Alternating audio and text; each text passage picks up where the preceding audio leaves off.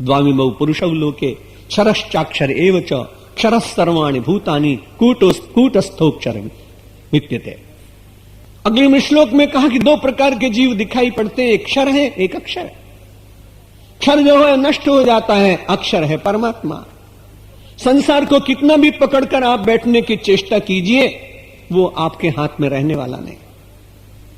तरुणाई के संबंध में अभी आपने सुना, देह के संबंध में सुना कि एक ही काल के चपेटे से अपने देह का भवन धराशायी हो जाता है। इसी प्रकार से संसार की किसी भी वस्तु को आप विचार कर सकते हैं। परमात्मा के स्वरूप श्री कृष्ण भगवान कहते हैं सारे संसार के भूत प्राणी क्षर है, अक्षर परमात्मा है और उसे कूटस्थ का है। कूट कहते हैं उसको। इस समय विज्ञान उन्नत कर गया, इसलिए कूट देखने को नहीं मिलेगा। लेकिन पुराने जमाने में जब सुनार किसी भी सोने की वस्तु को बनाता था तो एक लोहे का बहुत बड़ा खंड अपने सामने रखता था और उसी के ऊपर कूट कूट करके सोने में आकृति निकाला करता था। उस लोहे के बने हुए छोटे से भाग को, जो बहुत मजबूत होता है, जिसके ऊपर कितने भी हथौड़ी पड़ती है लेकिन वो टूटता नहीं, वो कूट है।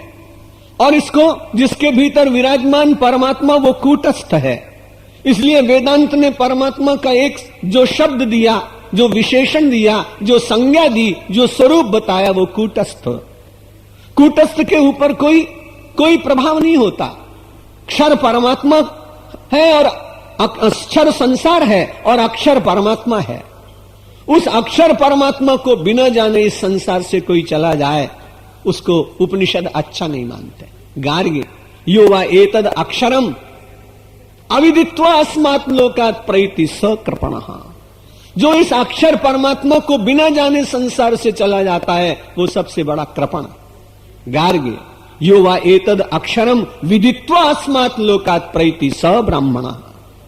सारे संसार को ब्राह्मण बनाने का काम वेद ने किया, चाहे वो किसी भी जाति में उत्पन्न हुआ।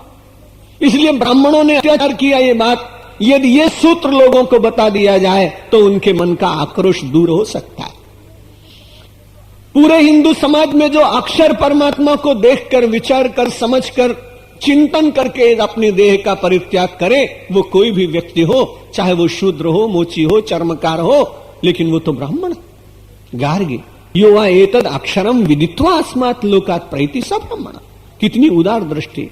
परमात्मा ने कहा उस कूटस्थ परमात्मा को देखो।